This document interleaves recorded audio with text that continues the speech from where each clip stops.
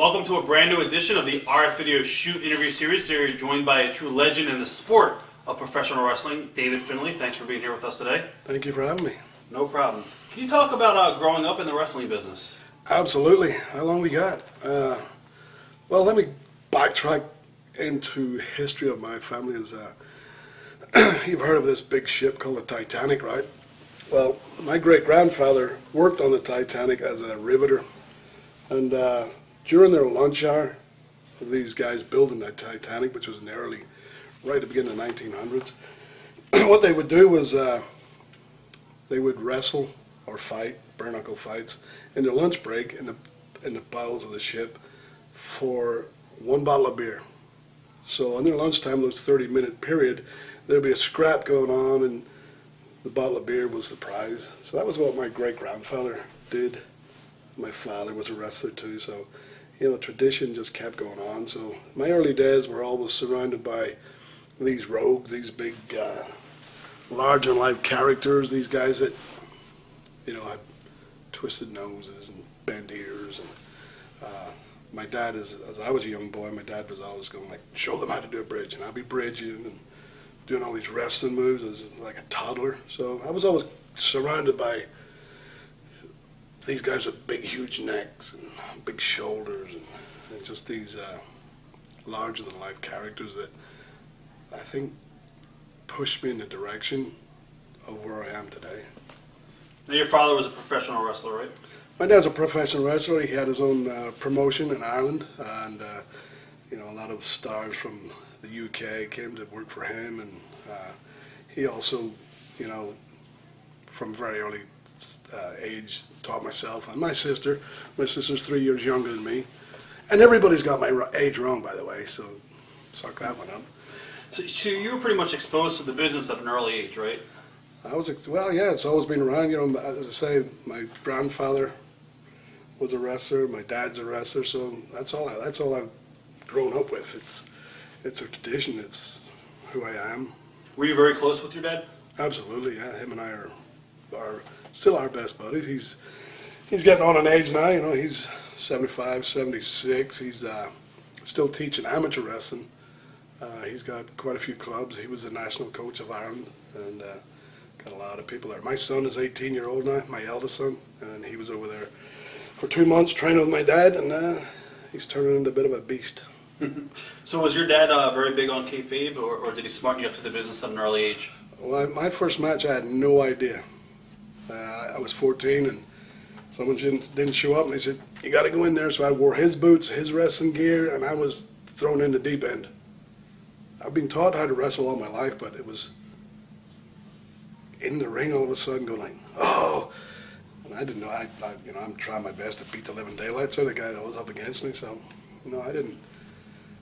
Kayfabe was kayfabe forever. We called it a different thing in Britain. It was Queens. It was, kayfabe was not a word we used. That's an American term. Right. As far as your training goes, for you, what was the hardest thing for you to grasp? Was it learning how to take bumps, learning the psychology, or? Believe it or not, something you probably never seen me do was a nip up, the hardest thing I ever done.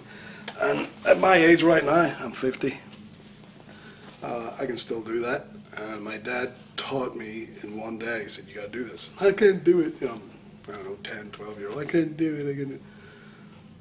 I said, no, you got to do it. But everything was drilled into me. There was no excuses. There was no, it hurts. I can't do it. There's no such word as you can't. You got to do this. This is going to be your career. You're going to be doing this the rest of your life. You got to do this today. So you knew at an early age that you wanted to be a pro wrestler. It was pretty much that's something that you knew you were going to go into. Absolutely. Even through my school, my elementary school, my high school, it was I had no interest in schoolwork because I knew where I was going. But my parents said, you got to do your schoolwork, which was a battle for all my life, that I didn't want to do this because I knew where I was going. I was going to be a wrestler. I was going to be in this business, and that's all I wanted to do. And my sights were in the ring and traveling the world. What do you remember about going into the locker room as a kid? As a kid, I guess as a really young kid, I remember stuff like, first of all, they would when you're really small, when you're like 4 and 5 and 6-year-old, the guys would look after you and they'd sit you on your knee and they'd put tape on your wrist. But then when you start becoming a teenager, now they start leaning on you a bit and they start trying to make you into a man before you really are a man.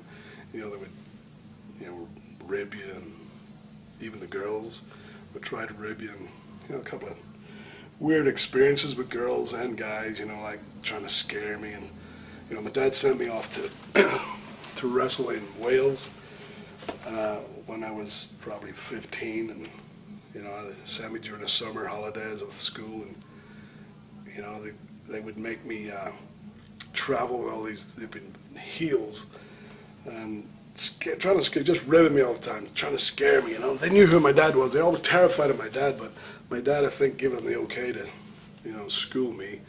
And I would come home and, how was it? That's good, but I never want to go back there. So they sort of, I went through the school, the university of life, if you would like to call it that. Well, what age did you start actually training?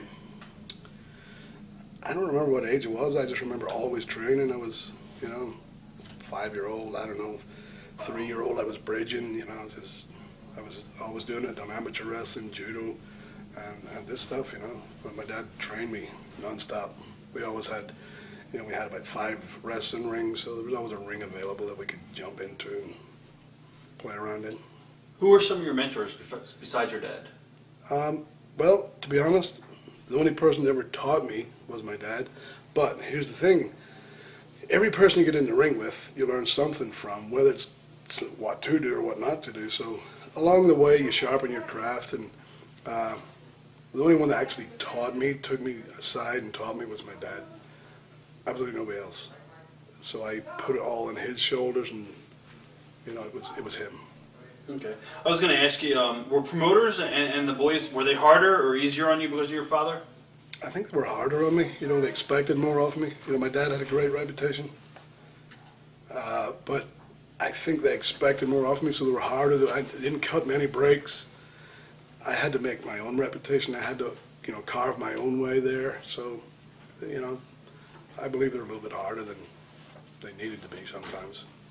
Did you travel a lot with your father when he was a worker? Yeah, I traveled all the time.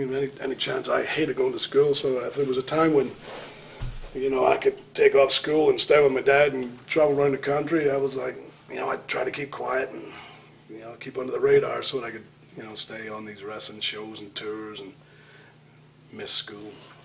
Memories of your very first match? My first match, I was 14-year-old. As I say, my dad was running a show, and it's in a little tiny village called Glynn in Northern Ireland.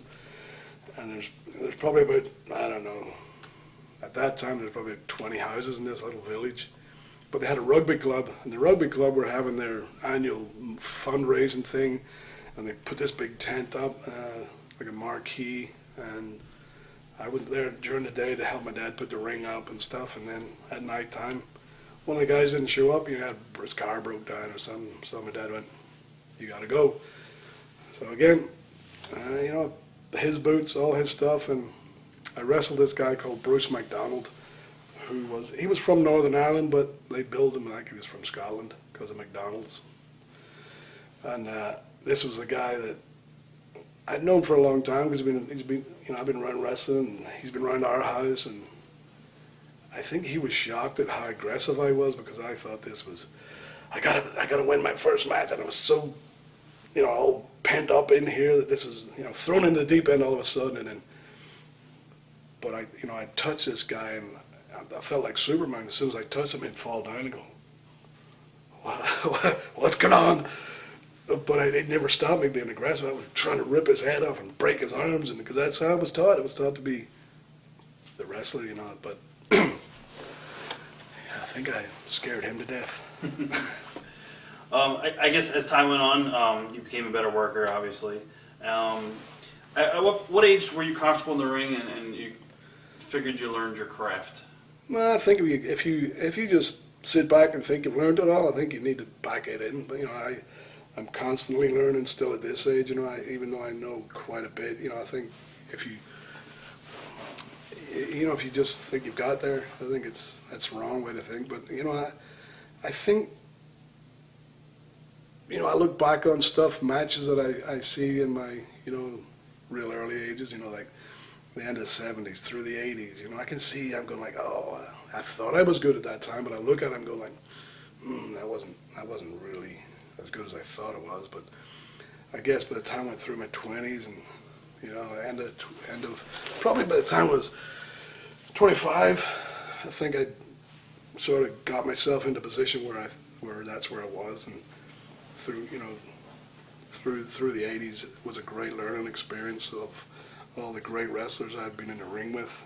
I'd been to Japan, I'd been to Africa, I'd been to all these great performers, great athletes, and great wrestlers, and I've learned little things that helped me so much, and I couldn't tell you exactly what I learned off whom, but that's what it is, the experience. You just keep getting better and better and better, so. In England, how important was it to you to learn how to shoot as a pro wrestler? Was that a pretty important factor? Yeah, it was, and that was one thing that my dad taught me too. Was in his day, in his era, that's what you had to do. You had to, it wasn't. There were times you had to fight for your position, and there was times you had to lean on people, and there was times that people tried to, lean on us and stretch us. So you had to be able to handle yourself in the ring, which I was capable of doing at a very young age. So you only have to do it a few times, and you get a reputation, So once you've made your mark, it sort of stays there, and you've got that rep, and it doesn't come that way anymore. So, but it was important. What are your thoughts on the snake pit? I don't know what a snake pit is. Was it a workout place or something? One of the... Oh, Riley's, Wigan? I think so, yeah. Yeah, well, I went there when it was sort of defunct. It had fallen apart, but I went there as an amateur wrestler. But a lot of those guys took liberties. They would hurt someone for no reason. I don't mind leaning on people to make sure they want to do this job, but to hurt people seriously and maim them, that's not the right way to do it. You can find out different ways, but I'm not a big fan of bullies. I don't like bullies at all. Thoughts on Billy Robinson? I didn't know Billy Robinson. I knew his family. I didn't, I think I probably met him once. I knew his, his cousins and stuff like that. But, I know people who were trained by him, and they hold him in high regard. I think Billy, well, from what I know, I don't know this personally, but he was one of those bullying types, I believe, and would hurt people just because he could, or just because he was in a bad mood. So I don't like that. I don't respect that type of person. But personally, I don't know him, so I might be speaking out of turn, but that's the stories I heard from people that were close to him. So if he's a bully, I don't like it. Memories of Dynamite Kid? Dynamite was a total different kettle of fish, wild child. He was always wild. And Dynamite never started pushing weights until a guy called Alan Dennison, who was from Yorkshire in England, told Dynamite, because Dynamite was a real small, thin, lean kid, good athlete, made of rubber. But he was told that you need to push some weight, and this old timer called Alan Dennison got him pushing weights, and Dynamite went to Canada and came back. It was all puffed up, But he was a ribber too, He would. I couldn't understand it. I told him one time. I said, I don't know why you get how you get away with this. Because if someone ribbed me like that, I'd punch him right in the mouth. So he got away with it. I guess he had a reputation. He got away with it. And him and Davey Boy, they were the ribbers, and they got away with it. To a degree. It backfired on them sometimes. But Dynamite, Tommy's a great guy. I had a lot of respect for him as a performer in ring, and deep down a great guy. He just sometimes didn't know when to switch off the ribbon. That's what a lot of people say about him. He's Yeah. Big ribber. What are some of your favorite matches in your early part of your career in England?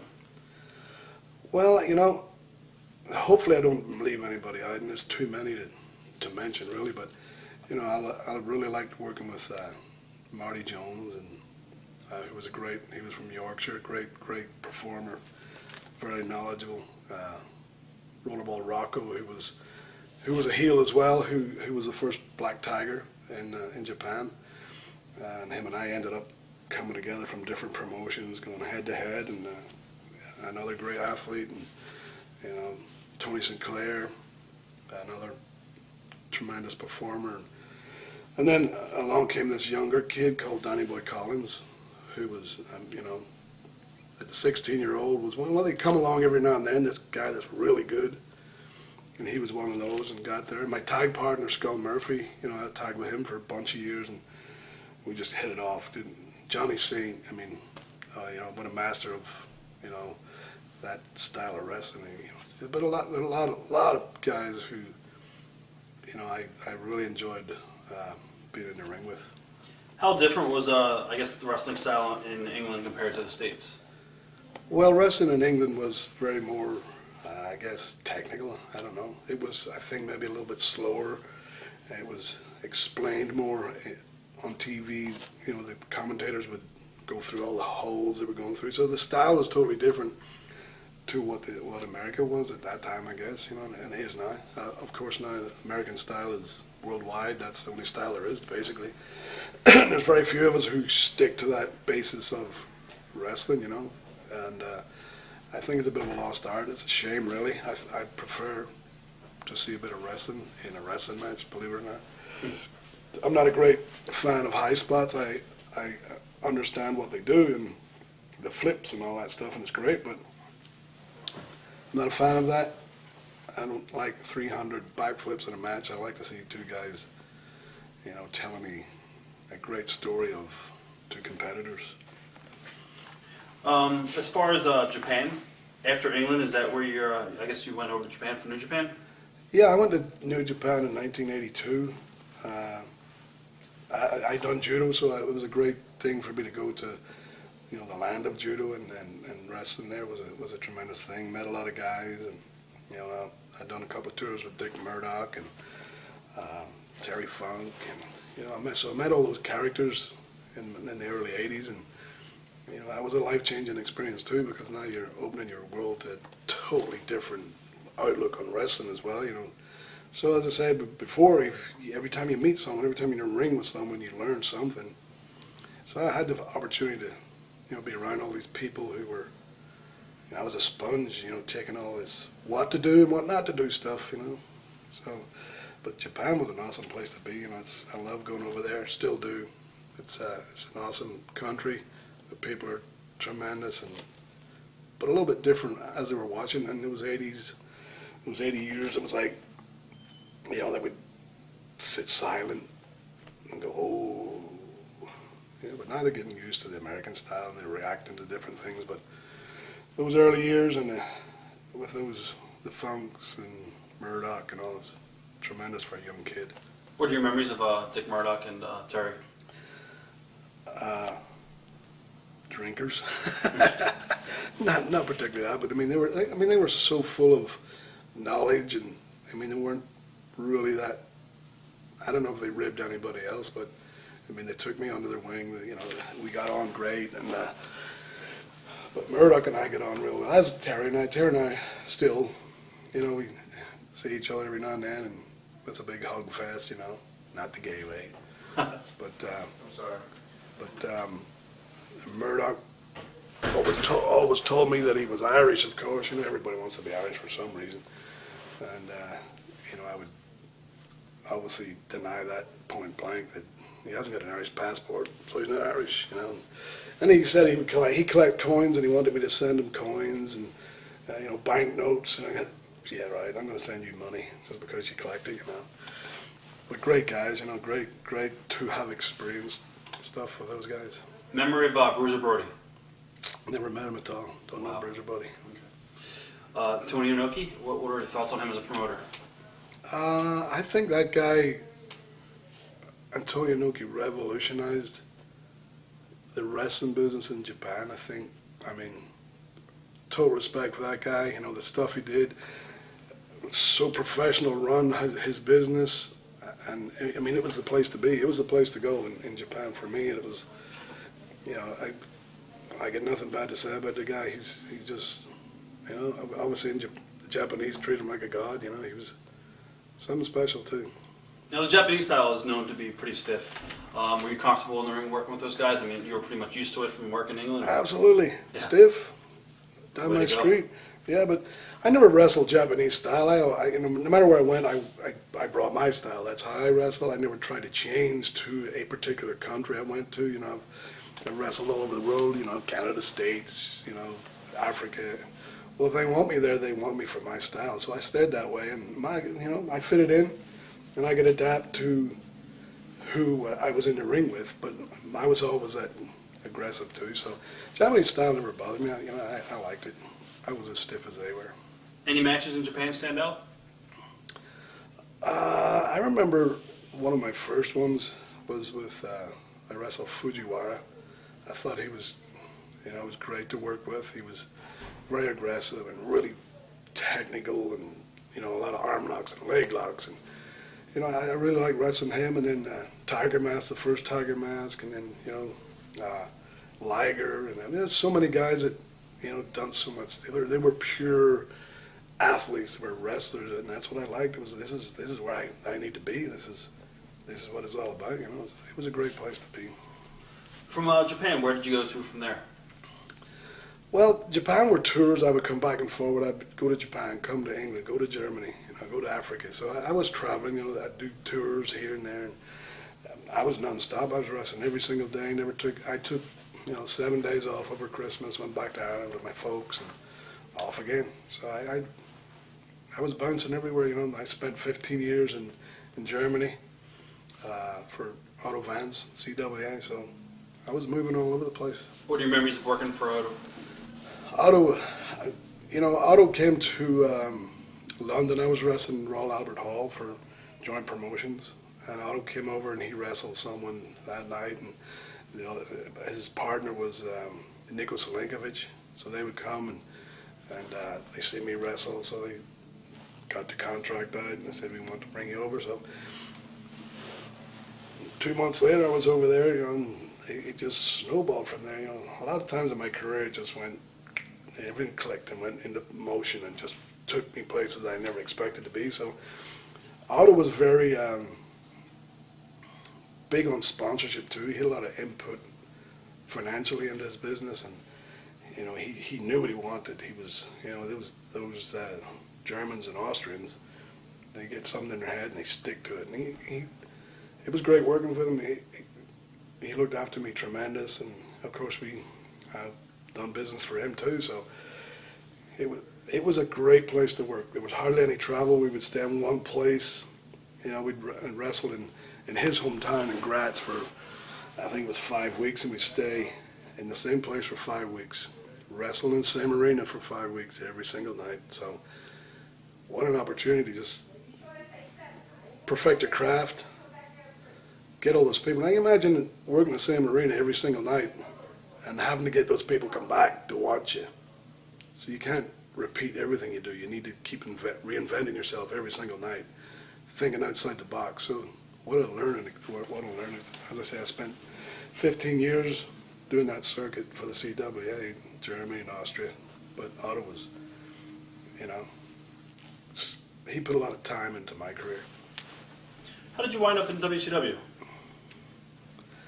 Well, I got injured. I was actually working in Vienna in Austria, and I hurt my ankle, and I was sat in my caravan, and I got a call from, first of all, it was Regal. Regal called me and said, Kevin Sullivan wants to talk to you. So Kevin Sullivan called me, and he offered me a job in WCW, and I went, why would I go to the States and travel all over the place and never be at home when I'm sitting here 5 weeks? In Vienna at that time, we were 8 weeks in the same place. Why would I want to change that to travel the world or to travel over the States every night, flying and driving? I can stay right here.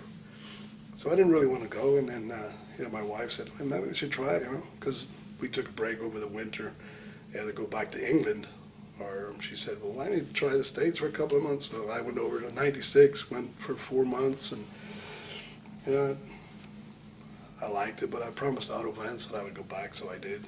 And then they called me again the next season, and Terry Taylor and Kevin Sullivan offered me more money, and so money speaks a little bit, I guess. So I tried it again, and it was not a very good time.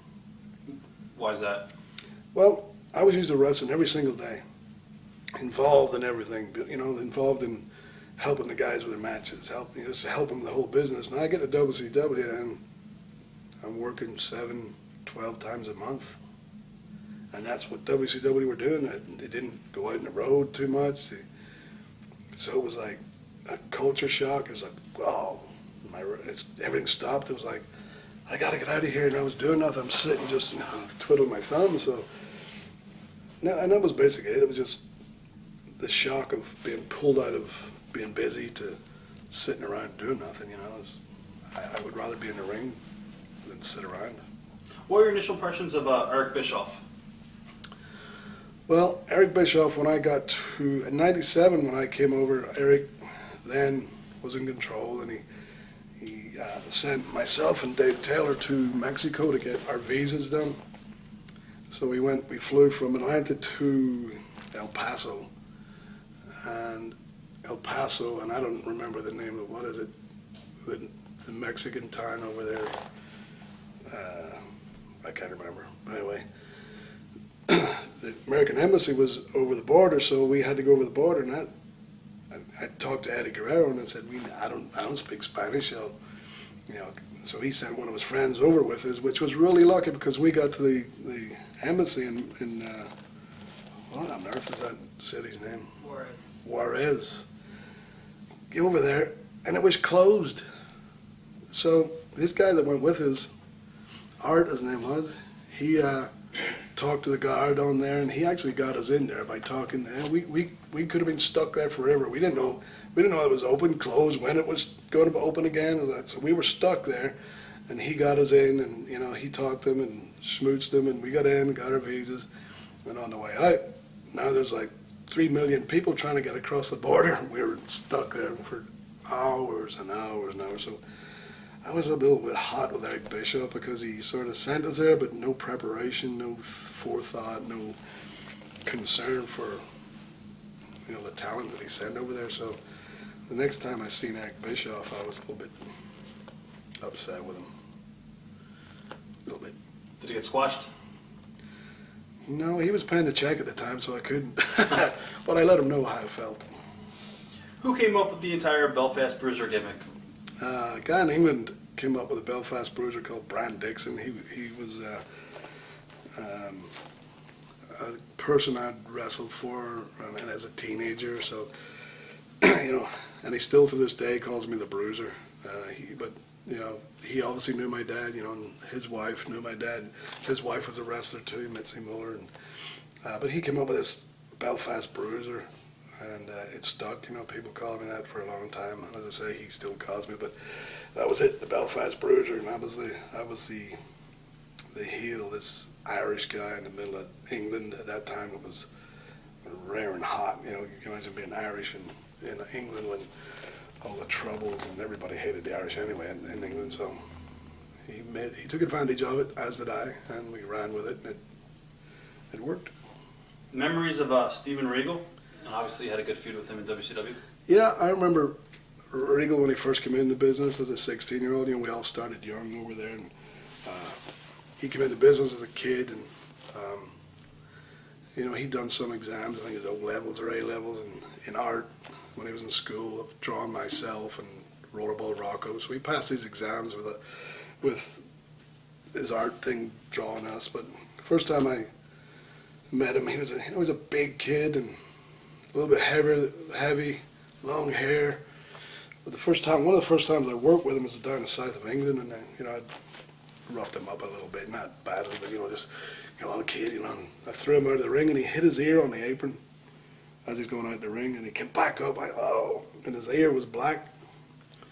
So I got him back in the ring and tied him up and just started putting a little pressure on his ear, which was really painful if you ever had a cauliflower ear or an almost cauliflower ear. So, from that, you learn to respect people because they suck it up, and he did.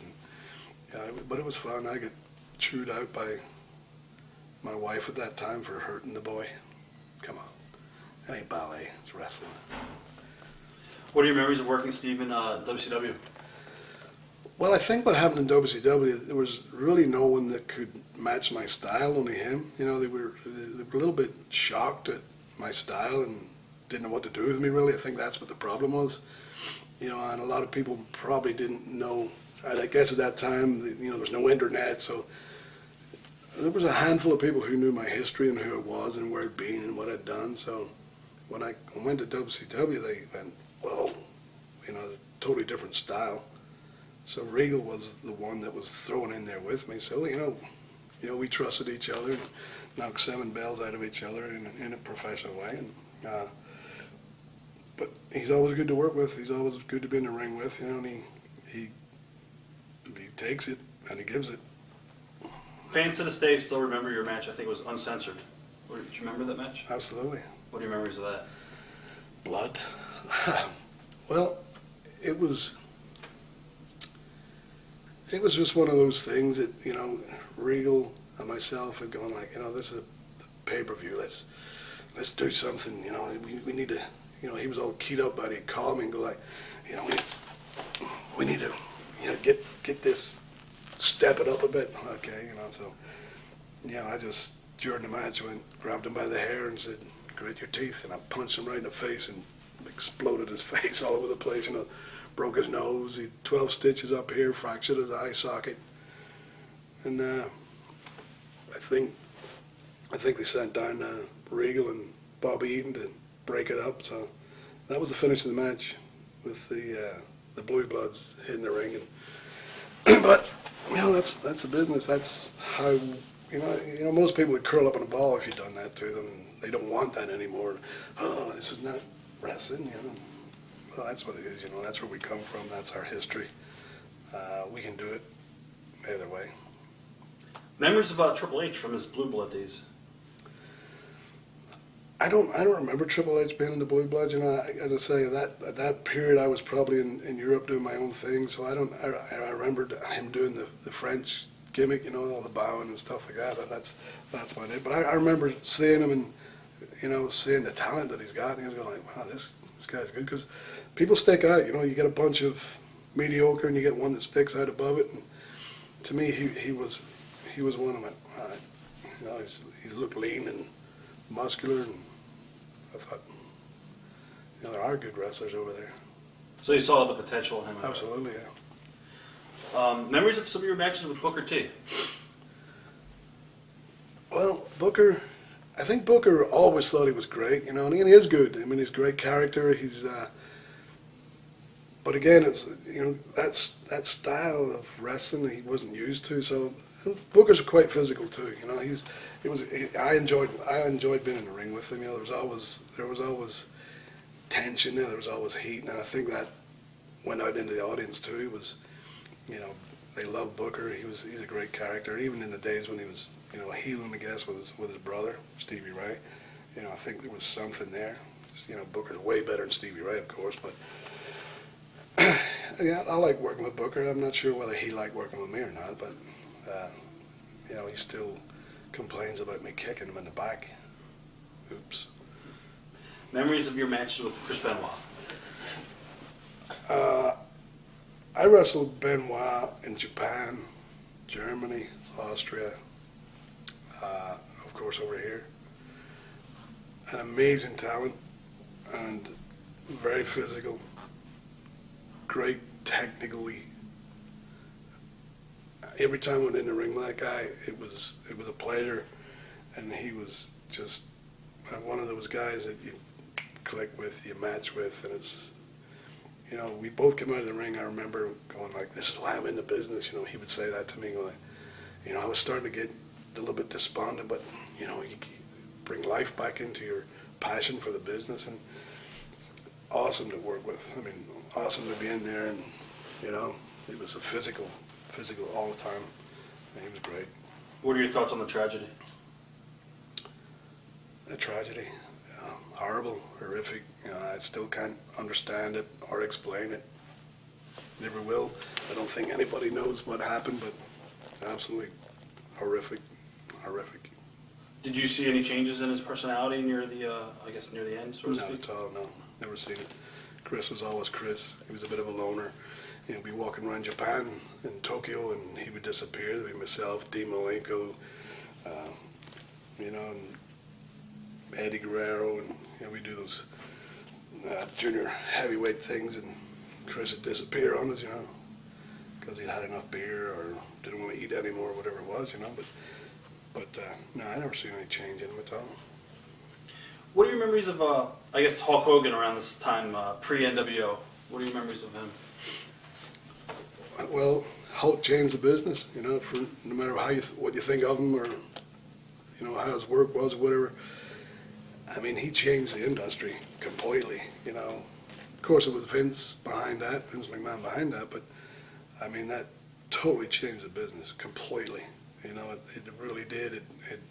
It spiked the business in so many different ways, and I think also harmed smaller promotions eventually, you know, but because they all wanted this, you know, larger-than-life promotion, you know, but absolutely put more attention on the wrestling business as a whole.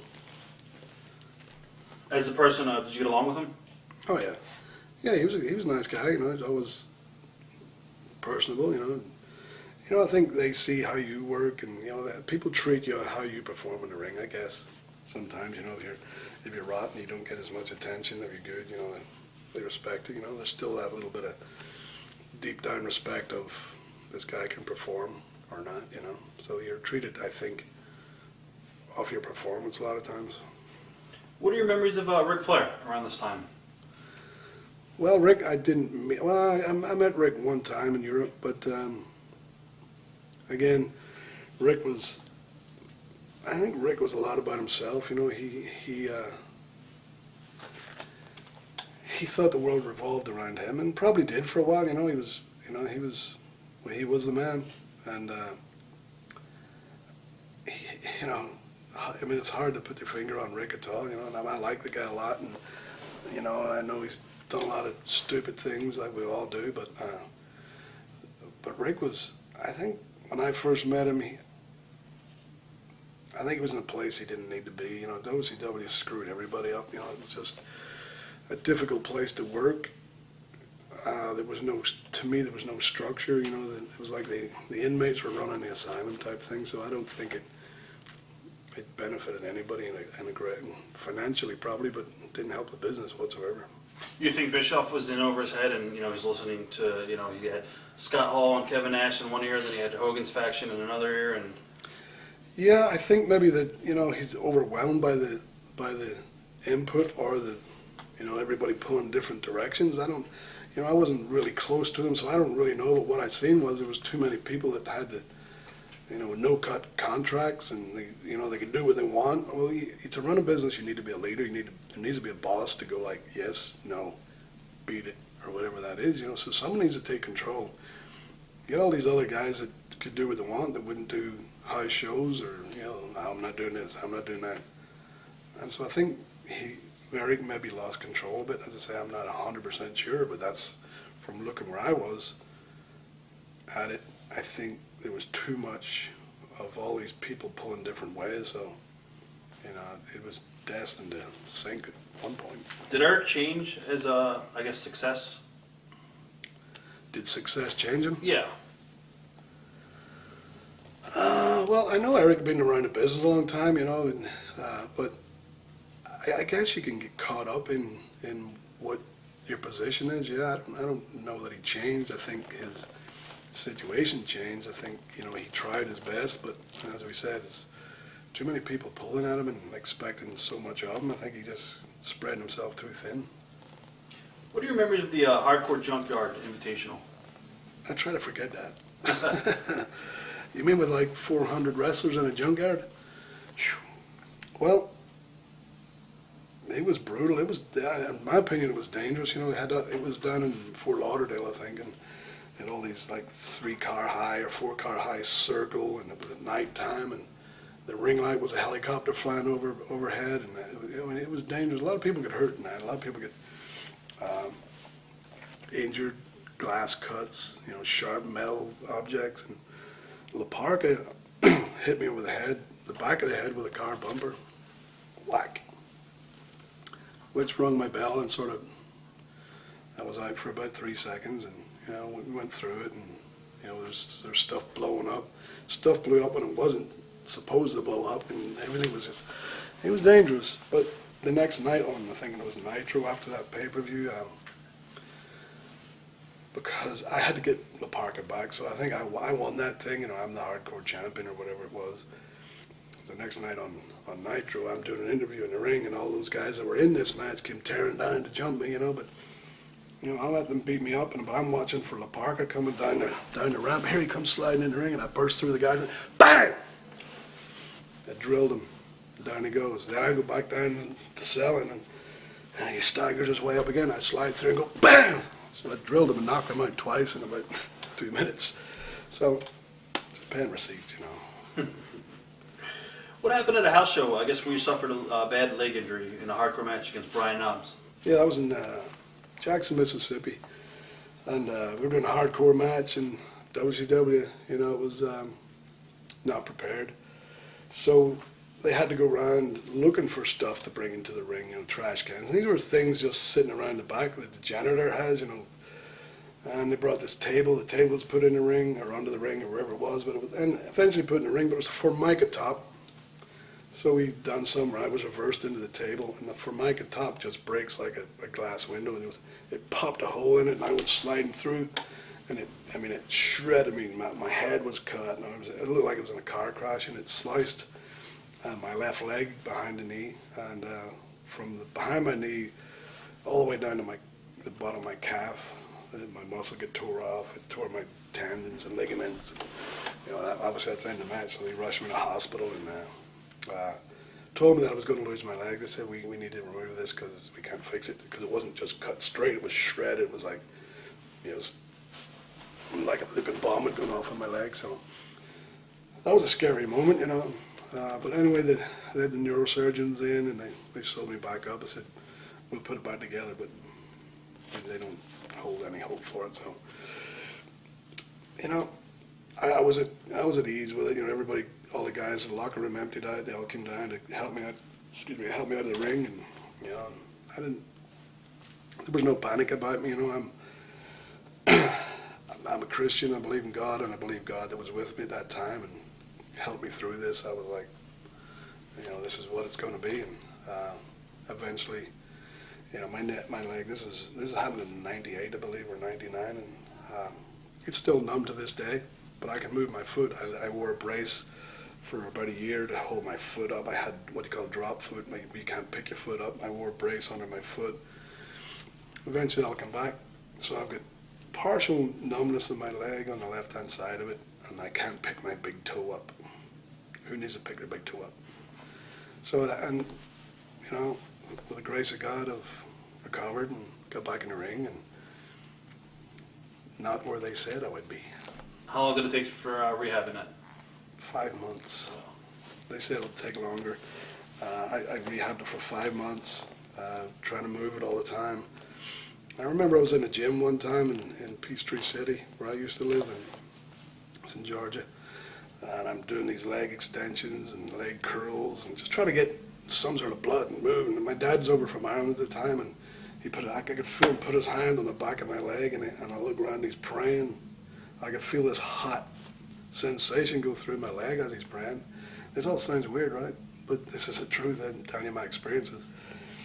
And from that point on, my legs started getting better and better all the time. So, there's something to the power of prayer.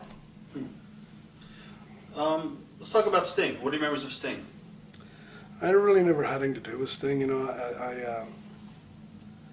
I really don't like to listen to stories about people. I'd rather get to know them myself, But Sting and Luger were buddies at that time, and they hung out. So there was cliques, So I wasn't part of the clique. I was a foreigner. So, I was with Bobby Eaton and Regal and people like that. What about Scott Hall and Kevin Nash? What are your thoughts of those guys? You hear a lot of different stories from the guys. Well, I've known Scott for a long time. Scott came to Germany, worked for Otto Vance. Total different person then than he was when I got with him in WCW. Scott was a big, handsome-looking guy, and I gave him a bit of advice in Germany, and told him how to talk to promoters, told him how to get more money because of his work, because he was good, great looking kid, great looking guy. But by the time I got over here, he just changed into this total different person. I don't know whether it was the success that got to him, or the money, or whatever else he was doing. But I think those guys, in my opinion, at one point took the mickey out of the business, disrespected the business, and took it as a joke. And I don't like that very much. I'm a very traditionalist.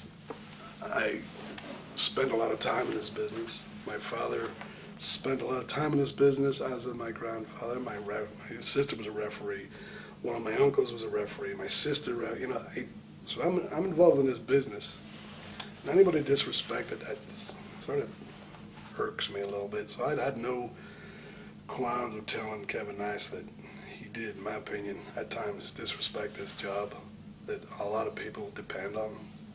So, I think they just thought they could do what they want because they got the success and they were at the top of their game, so to speak. But I don't care who you are. If you disrespect the business, I don't have no time for you.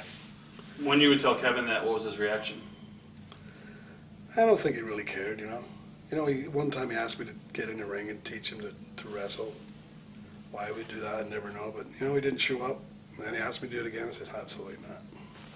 You had your chance, So, you can't force people to stop doing things, but, if the boss is letting them get away with it, who's anybody else to stop it?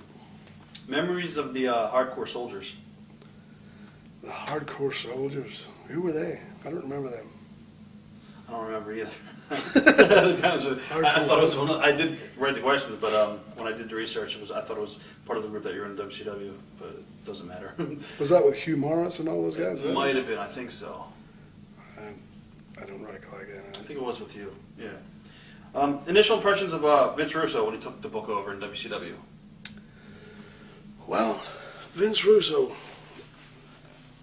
Again, not a lot of contact with him, but Vince Russo, I guess, didn't like any of those foreigners.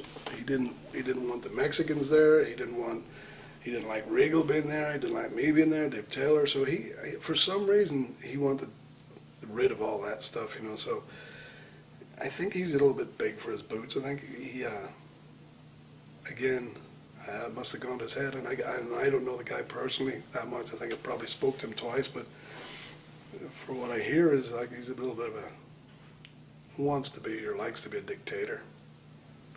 It doesn't work in this business really. You need to treat everybody with respect and work together. Memories of your program with Alex Wright. Alex Wright. I remember working with his dad. I think I had a couple of matches with Alex, and they're going like, see who's the best European wrestler. I remember Alex when he was a little kid. I wrestled his dad a lot. But Steve Wright, and we had some great matches with him in Germany. But Alex, I probably had his second match when he started wrestling in Germany, and just a big skinny kid. But it ended up, learning his craft, and his dad passed it on to him quite well. But I think it was a stupid idea, working with Alex Wright as who's going to be the best European wrestler. Memories of Bill Goldberg. Bill, I had a lot of time for. I think I liked him a lot. He was very, very nice person, very interested in the job. I think he got his head screwed up because of the NWO thing, Nash and Hall and Hogan, maybe not Hogan, but there was somebody somewhere screwed his mind up. I think they manipulated him, and he turned bitter against the business and everybody in it. And I can understand that if you're putting your trust in people and they think they're steering you right and directing you properly, and they end up stabbing you in the back. I think that's what happened to Bill. I think he was disillusioned quite a bit, but I like him a lot of time for him. Him and I were, not buddies, but we were on friendly terms. What are your thoughts on the power play and Sarge? Sarge, awesome guy. I like him a lot. I worked with him, wrestled him a lot. Him and I got on great. Power plant. Went down there a couple of times. I think I had a great opportunity to do great things. You know, Paul Orndorff was down there for a while, working and teaching guys. So, I mean, it had a lot of opportunities to do some great things, and it was an awesome place, great facility. But you have to have the right people coming in there who want to be wrestlers. You know, you can't just have the guy next door and bring him in, turn him into this superstar. You know, you got to have the aptitude. You have the mentality to be a wrestler, or you know, you just can't. This is not for everybody. You know, you can't just go, I want to be a wrestler, and then buy a pair of boots and become a wrestler. It's impossible. That's why people come and go. You know, not people stay for so long. You also got to work with Vampiro. Memories of working with Vampiro? Yeah, Vampiro. I worked with him, I don't know, 4 or 5 times. I actually seen him a couple of weeks back, and you know, I think he's down in Mexico, got a radio show, taking care of kids and stuff like that. But you know, different character again. You know, if you get in the ring and you wrestle with someone, you get along, that's great. You know, I've been in the ring with a lot of rotten people too. You know, you have to carry and you have to make excuses for him. But I thought he was quite good. I enjoyed working with him. Memories of Randy Savage? Randy, I think only worked with him, wrestled him once, but you know, he told me he's been in easier street fights than working with me. Well, that was a rib, you know. But I don't know. I like Randy. He was, again, one of those superstars that came from WWF at the time, you know, and larger than life. But you know, I thought he was great. I liked him a lot. Did you have a lot of interaction with Lex Luger at all? No, not particularly. No. You wound up leaving WCW. How did that come about? The McMahons bought WCW after, you know, I think we were on a tour to Australia, and they said, well, we're thinking about selling it, and then we came back, and then we were down in Florida, Pensacola Beach, I believe, and WWF turned up, you know. There was Shane and Bruce Pritchard, Jerry Briscoe, and it was like, they all walked in, and it was almost like it belongs to us now type thing. So, you know, they sort of shut WCW down. And, I think for, you know, a month or two, I went back to England just to wrestle a bit, and then came back and, you know, started working for WWE. When WCW was sold, I guess a lot of the guys, they kept under contract. Did you get told right away from the office that they were going to keep you around, or did you not know what they were going to do? No, they didn't. They didn't give anybody, yes, we're going to do it. I had to go and do an interview, you know, with Jim Ross. You know, they set up an interview position in Atlanta in some hotel downtown, and I think it was a Marriott or something. But you know, I had to go down there and had an appointment to be interviewed by JR. I'm going, what are you going to interview me about? I mean, what are you going to ask me? Do I know how to headlock, or you know what? I've never been interviewed to get a job as a wrestler, or going to, you know, into wrestling business. But I guess we're trying to find out what type of people we were, you know, because I guess a lot of bad stories of WCW. So I think they were just finding out the personalities rather than. I think Jim Ross knew part of my history, you know, and he was a fan of my work. But it was something that they had to do, was screen people before they brought them on board and into the company. Was it a good meeting? Oh yeah, it was good.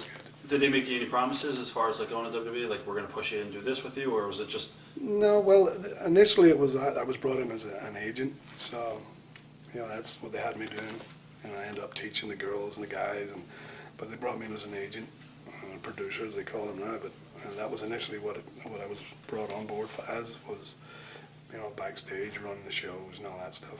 I'm definitely going to ask you all about that coming up. As far as going back to Great Britain after you left WCW for a little bit, now you went back and you're pretty much a conquering hero now. How did the business change in the UK from when you first broke in, when you went back? What I seen was going back to the UK was it has changed into American style. You know, there was no longer the rounds, which we always wrestled by rounds. You know, there was like different rules. It all became Americanized. And that's okay, but and I also seen that people had no experience in the ring, so it became, you know, you can buy a pair of wrestling boots and you can pretend you're a wrestler, and that was it. So it sort of deteriorated, and the guys that were in the business a long time, it, you know, drifted off. You got all these young guys coming in, and just because they can do a backflip or a moonsault, Flair wrestling, so it sort of, I was shocked by it a little bit. You went back over to WWE after you returned to the UK for a little bit, and now you talked a little bit about being a road agent. Did the boys listen to you right away, or did you have to earn the respect? No, they were good. They listened to me, because a lot of them had passed through Europe and Britain, so I knew a lot of them. So they knew who I was, what I was about. They knew I wasn't some jabroni coming in. They knew I knew what I was talking about, and I had this, and it wasn't done through fear, but I had this reputation. So I'm a quite upfront, honest person. If you ask me, I'll tell you. If I need to tell you something, I'll tell you. If that's rotten, I'm going to tell you it's rotten, but not just go, it's rotten. I'll help you fix it. So no, I didn't have any problems with that. I mean, there was also Jack Lanza was there, and Tony Garea, and so those guys were sort of still, in charge, the road agents. So I would go along with them, and learn who was who among all those arenas and stuff like that. So no, I didn't have any problems with the guys. How much interaction did you have with Vince early on? Vince is a very personal. And very, I mean, he's smart because he's got all these people around him that have input. He makes his own mind up, but he'll listen to you, and I get on with him great. I think he's a genius. He's taken the business and skyrocketed and broadened it, and it's all over the world. Like it for what it is or not. You sit at home and watch TV and watch it. You can knock everything. Everybody's got an opinion. That's fine, but look at where the business is today, and where Vince and the WWE has gone. It's incredible. I mean, it's unbelievable. I was going to ask you your thoughts on Vince as a person. Yeah, the guy's. I have total respect for him. To take this business of. Let me backtrack. When I first came into business, my dad had one bulb above the ring. It was a 1,000-watt bulb, one lamp, and it just shaded down on the ring like this. My first WrestleMania was in Toronto, and I walk out in the arena and look up there, and all these lights. There's thousands of bulbs. There's all these trusses and just staging, and I'm like, he took this whole business and turned it upside down, or put it back the way it should be. As a traditionalist, is there some things I don't like about it? Absolutely. Nothing's perfect, but the WWE has made this business, in my opinion, way better than it was, and way better and more respected than it ever was. And people in it and the business deserve to be respected. And that has taken, Vince has taken that to people can be respected. It's a multimedia business. They're in films and music and magazines and books, and so it's not just in-ring wrestling. It is unbelievable what he's done with the business. What are your thoughts on Arn Anderson, who's also an agent? Arn is a great buddy of mine, an awesome guy, a great mind in the business. I love the guy to death. He's a great buddy of mine. We spent a lot of time on the road together in WCW and WWE. So Arn is he's like a brother. We got the same mentality about the business.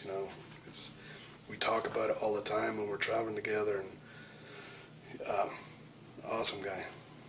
Is being a road agent a thankless job? Absolutely, as is every job. Well, if you're doing the job just to get patted on the back, you're in the wrong place. But as a road agent, as a producer, as we the terminology is now, as a producer, my job is to help you, help that talent, help the business. Everybody in it should be there to make it better, not bring it down, bring it up. Drag it out of the gutter, keep it going. And these small promotions are still, some of them, swimming in the gutter. And you gotta think smart. You gotta work smarter, and you gotta bring your business up.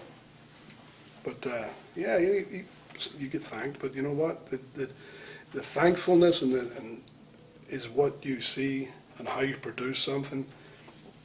And see an improvement, and that you go like, okay, it's working. What do you look for as a road agent? In talent. Well, I don't think you actually sit down and look for anything, but you can. Being in the business, for 37 years, I can tell whether someone's got potential just by the way they get into the ring, by the way it's either you got it, or you don't. I don't have to analyze it and just mark it off. You know, you go like, yeah, I can tell. Like Arn's the same. You know, he can go like, this guy's got potential. And, you know, it's something that's in there. It's not something you have a checklist for. But you know, there's a lot have it, a lot don't. I was going to ask you, was there anyone that you saw that you didn't think would get it who eventually caught on? I don't think so. I don't think so. Did you ever just throw your hands up in the air? Well, I guess when someone didn't get it. No, you know, as long as they stick around, I'll just keep trying, you know. And you know, sometimes you gotta say, hey, maybe you want to go and work at McDonald's or something, you know. But I mean, how do you say that to someone that has got a passion for it and wants it? You know, try, you know. And it's not up to me to chase someone out of the business, you know. Hopefully that whoever's in charge, like Vince, John Arnaitis, they'll go, yeah, we tried enough. Sorry. What are your memories of Randy Orton when he first broke in? Oh, Randy was like, I mean, I've known his dad for a long time. I worked with him in Europe, but you know, and to me, generational wrestlers, second generation, third generation, there's a connection there. You know, they're different people with different kettle of face. They've got something different in them. Majority of them, great majority of them, and Randy was right from the start a little bit of a rebel, you know, and as his dad was, you could just see it's just a carbon copy of his dad, you know, but full of potential. And I think that's what carried him through, because he got all this potential. And he, you know, I remember him, you know, he was first when he came up to work with us, he booted a window out of an arena somewhere, a little arena that the door's locked, and he booted a window through. You know, that's Randy. That's what happened. That's what his dad would do. You know, he wants to be like his dad, I guess. And now he's matured and he's got a baby, and you know, he's what an amazing worker. Memories of a young John Cena when he first came up? First time I seen John Cena was in OVW, and he was wrestling, I guess, at the Prototype. And John Arnaitis went down there and looked at him and went, wow, this guy, just his look, you know. And he had potential, a bit unorthodox, you know, a little bit pigeon-toed, knock-kneed, and all that stuff, you know. We're going like, there's just something there. There's something that, you know, I don't know what it was. It wasn't even that he was a great wrestler. It was just, there was like this something about him. He had the it factor? Yeah, you know, and that's it. You know, what is the it factor? Well, I don't know what it was, but he had it, you know, and then I remember the first night, I think it was Raw, and, you know, he confronted Kurt Angle and slapped Kurt's face off. And I drilled John all afternoon. This is something you got to do. You got to knock his head off. Because if you pussyfoot around with this, it's not going to mean a thing. You take his head off with a slap, that's Impact. That's like, you know, that's it. I think it was the era of the Attitude, right? The Attitude era. And that's what you do. You get one opportunity, first impression, make it count. Kurt was cool with it? What? Kurt was cool with it? Kurt didn't know. Right. Exactly. Batista, memories of Batista coming up. Absolutely. The first time I seen Batista, again, he was down in OVW, and I think it was in Louisville. And he said, we got this guy, want to have a look at him? And I'm in the ring in the afternoon, and I hear the back door open. I see his shoulders so wide, and his head looked like a pea. What on earth? What is this coming in here? You know? So Dave's really, really soft-spoken, you know, and I got him in a command. He had a little beanie on.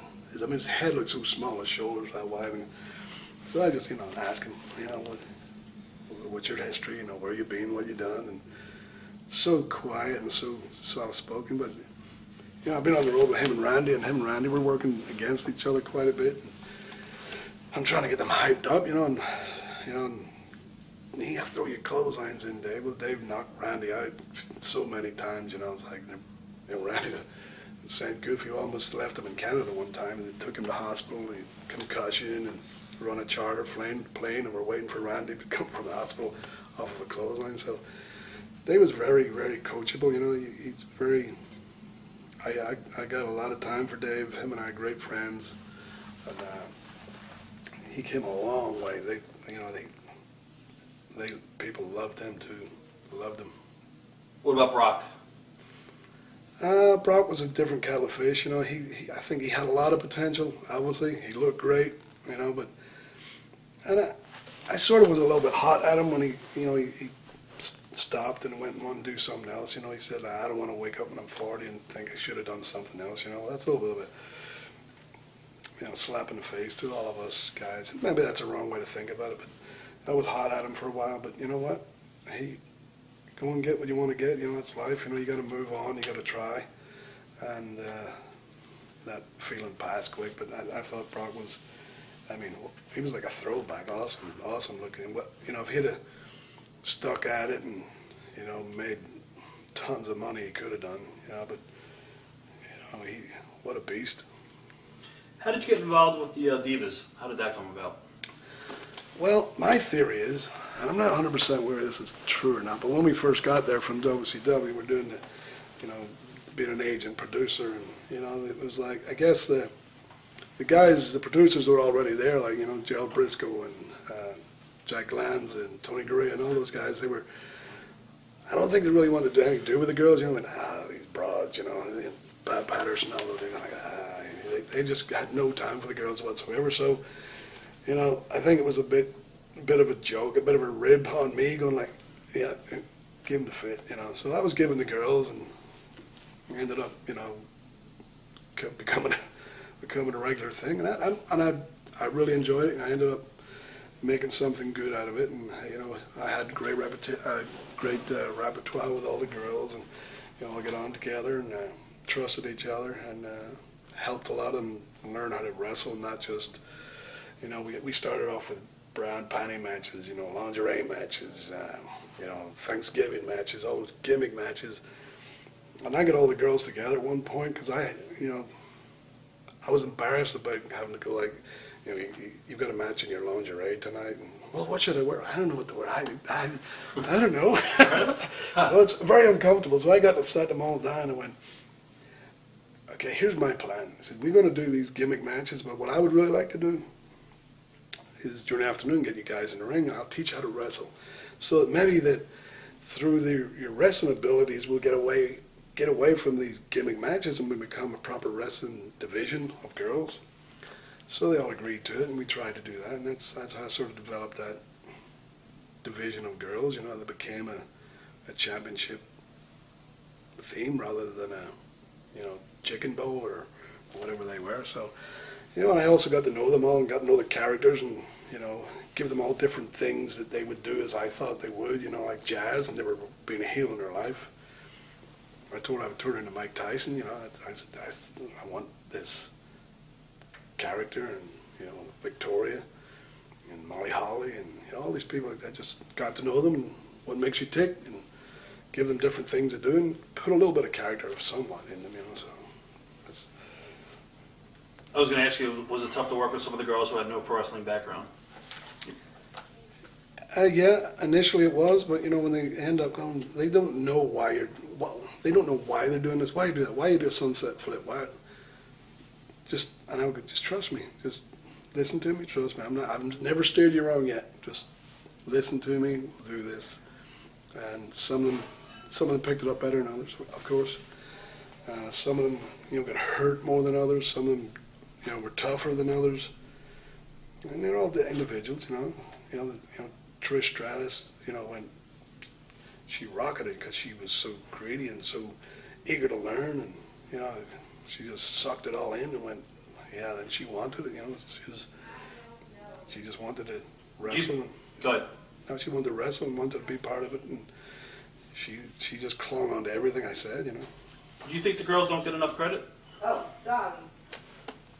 No, I don't think you get enough credit, and you got to put time into them. You got to spend time with them. I spent a lot of time in the ring. I didn't just brush over them. I treated them like I would treat the guys. And I wasn't easy with them. Don't get me wrong. I didn't treat them like girly girls. You suck this up. You get knocked over. You get hurt. You got to suck it up and move on. So I was a little bit harsh on them at times. Not in a bullying way, but like, come on, this is not ballet. I was would tell them, this isn't ballet. It's wrestling. And they I think they're under the microscope more than the guys are because the girls, they're going, the girls is good, they're not that good, and they're always complaining about the girls. But you know what? You're in a man's business, and they'll always be under the microscope, and they'll always be put down because someone sitting at home can knock them because they can knock them because they've never done it before. I dare anybody to get in the ring and try it. Anybody. It's not that easy. What are your thoughts of the diva searches and all of that? Do you think that's the wrong way to bring girls into the business? Initially I did. You know, I was thinking, wow, you know, how can you just bring people in that don't know anything about wrestling, or they probably never watched it, or so initially I was a little bit like, oh, this is a stupid idea. But you know, we got some good talent out of those things.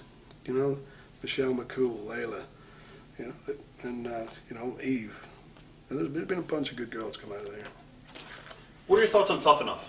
Do you think that exposes the business, or do you think that's good for the business? You know what? I really didn't see this season, that last season of Tough Enough, but you could expose the business. But you know what? Those guys, I went down there for one day, and those guys are put through it. You know, they work them into the ground, which so they should. You know, if you want this, you got to pay the dues. You know, you got to. So I think it's like, yeah, you can look at it either way, but I think those guys aren't. What we're saying? We were talking about Tough Enough. Well, Tough Enough you can look at either way. You can it's an expose, or it's really a search for a star. You know, it really is. But those guys are drilled into the ground. They were getting up at 5 o'clock in the morning doing all these runs and all these exercises, and it wasn't easy for them at all. You know, I mean, did anything positive come out of it? Was someone fined? I don't know. I'm not 100% sure, but you know what? It wasn't for the lack of trying. So, you know, you can take it either way. Is it an expose? Is it, you know, and I initially, when it all first came out, I initially did, because I'm, as I say, traditionalist, you know, I'm protecting this business. That's the way I've been brought up. That's the way I'm drilled to do, is like, I'm protecting it. And I always will. So I sometimes have to step aside and rethink my position on that thought. So, but those kids were not treated lightly. You wound up wrestling again. How did that come about? By watching. You know, as a producer, as an agent, you know, being close to the ring and teaching it, and sometimes getting frustrated that guys, why, will you not understand about this job? So being at house shows and stuff and watching matches and going like, guys. So, you know, I talked to Vince and John Arnaitis, and you know, I just said, I can teach this in the ring as well as, you know, in the afternoon. So, plus I'm actually quite good, I think. And I'm a different style. So, you know, we came to an agreement, we gave it a try, and Vince, you know, give me the green light, and off we went, and we done it, and eventually got Hornswoggle involved in it. But I wasn't happy initially to be a babyface, because I'm a heel at heart, and I'm an aggressive wrestler, and well, I found out that you didn't really have to change your style, you know, you just had to smile while you're doing it. So, I'm going to ask you about some of the guys that you worked with, the Hardys, memories of working with the Hardys. Matt, to me, was a better in-ring wrestler than Jeff. Jeff was a little bit unorthodox. He was, you know, he would rather fly than put a headlock, arm lock on, where Matt eventually got to that, slowed down, learned his craft a bit better than Jeff, in my opinion, even though Jeff probably was the bigger star, and you know, the girls and guys liked him with the colors and all that stuff. He had that personality thing, but I think performance, to be in the ring with him, to me, Matt was better than Jeff. You got to work with Chris again, Benoit, in WWE rings? Yeah. Memories of working with Chris? What can I say? I mean, it's awesome to, every time I step in the ring with him, you know, he actually, you know, when I came back again, he was one of the first I worked with. It was who actually then relit my fire, you know. I'd done that for him, he relit my fire. All right, here we go, you know. So there was, I mean, I hadn't wrestled for like 4 or 5 years, so it took a bit of time to, you know, a couple of weeks to like get into the way of it again, you know, just get rid of the ring rust. And Chris was in there, and I had matches with him that just went, yeah, now I broke through the rust, here we go. Rey Mysterio Jr.? Oh, awesome. Can't say enough about that kid. Unbelievable. I mean, I think so many people try to copy him, emulate him. They will never be anyway. Nobody can hold a candle to Rey Mysterio. He's just got the full package. He's got the personality. He can do the flying, and he'll do it at the right time. You know, he's unbeatable. Awesome. Memories of Bobby Lashley? Bobby, I liked it was a project, you know, Bobby. I had to teach him and work with him, and what a strong guy, you know. I wrestled him all over the world too, in South Africa, but you know, I loved the physicality of Bobby. What a sweet person too, you know, and I had that little run with him, you know, and flipping the car over and stuff, you know. He done a lot of great stuff. I like Bobby a lot. What are your thoughts on Michael Hayes? A lot of people have mixed things to say about Michael. I think Michael Hayes is still the wild child of the 80s. I think he still lives there a little bit, but he's got a great mind for the business. You know, he's really up front. He's very creative. He's you know, this is his business. He's done this all his life too, so he can't escape this. You live and you sleep and you eat and you drink this business. That's all it is, and that's Michael. You know, he's spent all his teenage years in it, and this is all he's ever done, really. So, but you know, can he be wild? Can he be? You know, can he upset you? Absolutely. You know, say the wrong things? Absolutely. We all do, you know, but Michael sometimes, you know, upset people. I think he's calmed down a bit now, but not a lot. But, you know, he's just for the business. Memories of your Money in the Bank match at WrestleMania? You know, those matches, multiple person matches to me sometimes can feel boring because you're not always in the action. You're lying over here or you're doing something over there, so it's not constant action on your part. I mean, it's a thrill to be in them. It's really good. I mean, it's awesome, but you're not constantly in them, so it's a little bit, you come out of the ring and you go like, was that good or not? Not until you go back and watch it and you see the whole story of it, the whole, you know, they'll run it through, but as an individual, you go, I'm sure I didn't do anything in there, you know. So it's a little bit weird to have like 8 or 10 people in one match, and you got, you know, it's 17 or 20 minutes or whatever it is, and you're like going, I'm going to get an ice cream, you know. So I prefer to be in action all the time, but you know, that is what it is. Memories of working with Shawn Michaels? I only worked with Shawn a little, I mean, briefly, but I mean, he's talented, absolutely talented. You know, and even at his stage in his career, he still asks questions. He still wants to know. He still will come to the likes of myself and Arn and, you know, Jamie Noble. You know, well, can you show me this? What do you think? Never stop learning. Never thinks he's above it. And maybe he had a bad attitude before, you know, but he's willing to learn even at this stage in his career. Ken Anderson had a reputation for being sloppy with some of the guys that we've done interviews with. You worked with him often. Do you agree? Sloppy in what way? They said that he was reckless in the ring. I think Ken was. I think he was a little bit erratic. That was all. You know. Yeah, I think that's down to you. You know. You gotta be smart too. If you're just expecting something, you're gonna get smacked in the mouth. But no, I never. Yes. Has he hurt people? Yeah. I've been there when he has done. Not intentionally. He's just a little bit erratic. You know. To me, he sort of lends his work towards Steve Austin a little bit. You know.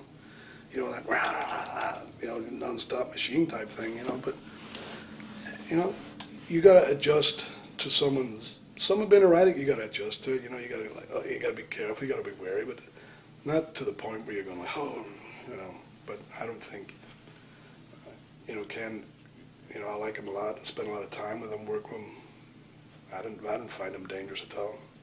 Do you think he got a raw deal in WWE because of politics, or?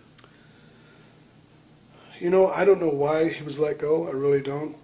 And I mean, anybody to lose a job is not, you know, I know firsthand, but it's not a good deal. It's a sad day, you know. Especially if you love the business, you know. You're like, but I don't know the reasons for him being fired. I don't know, but it is what it is, you know. Let's talk about being paired with Hornswoggle. How did that come about? Well, in WCW, I came up with this idea of a leprechaun, but I initially wanted to be like almost invisible type thing, and you know. And then when I got to WWE, and I started working again, and Vince said, "I'm going to put this leprechaun. I want a leprechaun with you." And I laughed, you know, because I had already thought about this years ago. And he said, "I'm serious." I said, well, "I know, I agree." So we sort of like interviewed all these little guys, you know. We had these had the minis in, the little Mexicans, and I mean, we interviewed all these guys, and and I took to Dylan. I thought he was a nice little guy and very capable of doing it. So it was just an idea that Vince put together, and we went with it. And I kept him under the ring, as you probably know, at the beginning, and drag him out and use him as a weapon and stick him back under there, put his back to get it. And that got over big time. They loved it. It was like just by sort of abusing that guy, like, get in there, and then try to keep him under there as long as possible. I think the more you seen him, the more he became less of a novelty. So we try to hide him all the time, but he got over the love. Kids loved him. Everybody loved him. And as soon as I would roll out of the ring and lift the apron up, the whole arena would stand up. I want to see it. It was amazing. Are you surprised he's still with the company? I'm surprised they're not doing more with him. Not that he's still there. I think they're running out of ideas for him. And all the ideas when I was with him were all my ideas. Everything we done was my idea. So I think they don't spend enough time taking care of him. And I don't know what you could do with him, but he's not. I think sometimes if you overexpose, he's just a small guy, short guy. I hate the word, but he's a midget wrestler now. You got to work with Taker. What are your memories of working with Undertaker? Absolutely extraordinary guy, special. I mean, locker room leader. Absolutely. I mean, but for the size of that guy, his work rate is second to none. He's awesome. I can't say enough about him. I've worked with some great guys, and he's up there. How about Batista, now that he's now in the company and you get to work with him? Dave, I love working with him. He was a little bit, I was going to say timid. I wouldn't say timid, but, it took him a while to get into the way of just, be free. Just do what you want. He was so like, I think he was afraid of hurting people because he was so big, Nah, he ain't going to hurt me. I like working with him, and it's easy when people love the guy. They walk out there and the building would erupt. And it's so easy to work with people like that and get heat on them. But I've got a lot of respect for Dave. I'm good friends with him. I love him a lot. He's, we spent a lot of time traveling and talking to him and calming him down. I was going to ask you about calming him down. I mean, were you there for the whole incident with Booker T and Batista? Absolutely, yeah. What happened with that incident? I wasn't there when it actually started. It was like, I don't know what started it, but they called me and I run in there and they're rolling around the floor, and they will say that Booker T got to Dave. That's not how it was. Dave was on top of Booker T. Booker T had a swollen eye, and they didn't really want to fight, and Dave wanted to sort out, so let's sort out. When we pulled it apart and we stood him up, Charmel kicked Dave right in the nuts. And nobody will tell you that, but she snuck a kick in and kicked him right in the nuts, and he didn't sell it. But Booker was threatening to, I'll come to your door, I'll find you in the dark, and Dave Batista said, no, we're gonna sort it out right now. If this isn't over, it's got to be over right now. And, he was going, if we got a problem, it's got to be sorted right now. So, it broke down and it sort of fizzled out, and they just agreed to disagree after that, But Dave didn't get beat up by Booker T, and that's probably the main story out there, but that's wrong. Was that all over Molina and the whole private life going on there? I think somewhere in the back of my memory, but I don't know 100%. Memories of CM Punk, and did you see the potential in him? Because I know when he first came to the company, he had a lot of heat on him and stuff like that. Well, I think I knew, CM Punk came to Dave Taylor's wrestling school down in Atlanta, and there was myself, Chris Benoit, Dave Taylor, and Regal. We went round there, and there was a bunch of the guys came, his friend and stuff. And so I known him from then, and you could see he had this smoothness, this polished in-ring work, you know, obviously, you know, he was a punk. He was, you know, that's his gimmick. That's his lifestyle. He looked like that. You know, scruffy looking son of a gun. You know. But yeah, he had a bit of heat on him because he came across cocky and arrogant. You know, and I think that's what. And there's nothing wrong with that at all. But that didn't go down well with, you know, all those guys around him. But you know what? He proved everybody wrong, and you know he's doing well. And he done great. And, you know, he got himself a good spot. Do you keep up with the current storylines as far as with Punk and all? Do you watch the TV stuff? I try to, yeah, you know, but I also teach amateur wrestling in high school. My son's high school, so I spend a lot of time conditioning kids and teaching them how to, you know, freestyle. I was going to ask you about Punk. I don't know what are your thoughts of the current angle that they're doing with him? And I think any controversy, anything that gets attention on the business is awesome. You know, and I think Punk can handle all that stuff. He's a smart guy. He's great on the microphone, and he backs it up too. Memories of working with Great Khali? I'm trying to forget that. I was going to ask you, yeah. No, well, it's, you know, Khali's you know, you imagine this guy. I don't know whether you've been close to this guy. He is huge. I mean, huge. He's got bad legs and hips. You know, he's deformed somewhere. He'll fall over now and then, but you know what?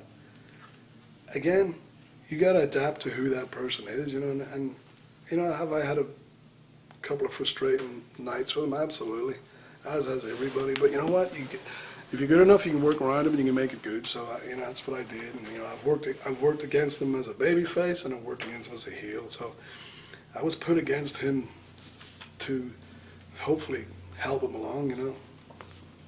Memories of the Elimination Chamber match in WWE? That was in Vegas, right? That's one I was in anyway, yeah. I love that thing. To me, that's, yeah. I mean, it's hard. It's unforgiving. There's no give, bounce, padding in that thing at all. And I remember my elimination was Taker choke slamming me over the top rope onto that iron. And I could feel it going, oh, you know, but that is, to me, that's an exciting match. It's very, very, I like that better than the ladder matches. You know, the Money in the Bank. I mean, the Money in the Bank to me should always be on WrestleMania. I think it had a special place in Mania rather than have its own pay-per-view. That's my opinion. I think it was like a specialty in there, breaking that WrestleMania night up. But those elimination chambers, like, I love it. It's awesome. How was Vince to work with during the stuff you did with Hornswoggle? Vince is great. Him and I get on great. You know, I took his head off of my shillelagh one time, a big knot on his head. I don't think he ever forgive me for that. But you know, he's a special character. He really is. He may come across like he's an ogre, but he's not. You know, he can be. All businessmen are to a degree, but you know, he's a great guy. Did you like working ECW? Not particularly. And I don't know why. I think, and that might have been just a mental thing. Like, oh, I'm going from SmackDown because I took SmackDown to be my team. You know, I've been with SmackDown for 10 years. You know, I'm their coach. I'm their friend. I'm their boss. You know, as Taker said one night, you know, we bleed blue. And this is who we are. And but when I went to ECW, it was like, even though ECW and SmackDown run together in the live events and stuff, but it just seemed totally, I don't know why, because it really shouldn't do, because it's all the same, you know, but I didn't particularly like it. Did the office say why they were doing it to you, or was... Yeah, well, they wanted to put more, you know, established guys on there, or someone that could, you know, teach, you know, okay, watch this, you know, and I think that was just trying to bring it up somehow, some way, but yeah, it was on a small network that was struggling, I think. You got to work with Mark Henry. What are your memories of working with Mark there? Mark is definitely the strongest man in the world. I've worked with Mark a lot. You know, as long as you know who Mark is and his capabilities, you know, and you know, Mark got hurt a few times, but him and I ended up clicking. we done these hardcore matches, and he would, I mean, I know, you ever seen, he snaps these bamboo sticks, these kendo sticks, I mean, just goes, that is, I mean, that is unbelievable, just to witness that. And I used to get him to do that every night, going, come on, Bonnie, break the stick. Yeah, no, yeah, you know, I'd call him out on it, because you can't, right? Right. And a bamboo, I mean, it's a kendo stick. You can't snap those things. And they're not cut. They're not gimmicked. He just goes, snap. He's a freak. You got to work with Edge as well. Memories of some of your matches with Edge. Yeah, Edge is another, you know, he's just into his craft. He was, you know, and he's unfortunately a little bit injury prone the last bunch of years, you know, but he knows what the business is about. He's, you know, he well grounded mentally, physically, in the ring. He knows. Student of the game. Yeah, absolutely. Kurt Angle, some of your memories of Kurt. Kurt, I spent a lot of time with. I never actually got to wrestle Kurt, but, you know, I spent a lot of time because Kurt told me that, you know, where we'd been taught, that he wasn't taught to wrestle. He's an Olympic champion. You know, he was brought up in the Rock and the Austin time, and it's just punching and kicking and going fast. And when I got there, Kurt wanted to wrestle, so I'd teach him these wrestling moves and takedowns. And he'd done these, like, 3-minute challenge things, you know, and I was the one that got him to be headbutting people and all that stuff. So he's going, wow, headbutt? Yeah, I'm telling you, it's shocking. People getting headbutt is shocking. So, you know, I had quite a bit of input into Kurt's development, if you will. Near the tail end of his career in WWE, were you shocked with all the, you know, the problems and the demons that he had? Absolutely, yeah. That's always sad to see anybody go through that. You know, it's, you know, I know Kurt was hurt a lot, and his neck was giving him problems, and, you know, you get hooked on this stuff, and it's really sad to see, and it's worrying because you know, the outcome can be bad. You know, as we all know in this business or any business, you know, people have succumbed to that. You know, they've been that horrible ending. You know, but yeah, it's shocking and worrying. It's brutal. Memories of Jack Swagger matches. Jack and I got on quite well. He was an amateur wrestler, and you know, I could throw a bit of that in there with him, and I think our styles matched quite a bit. You know, because you know, he was green, and when I first worked with him, I got a bit frustrated with him. They'd been leather him, stupid punk, you know.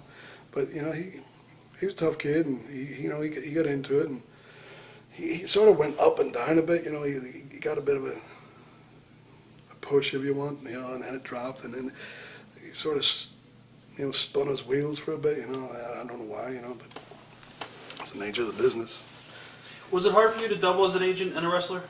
Not at all, no. No, it's not. It's, you know, it's not like I have to think about it. You know, it's been my life, as I say. This is a lifelong journey I've been on. It's not like I just stepped into a job and had to learn it.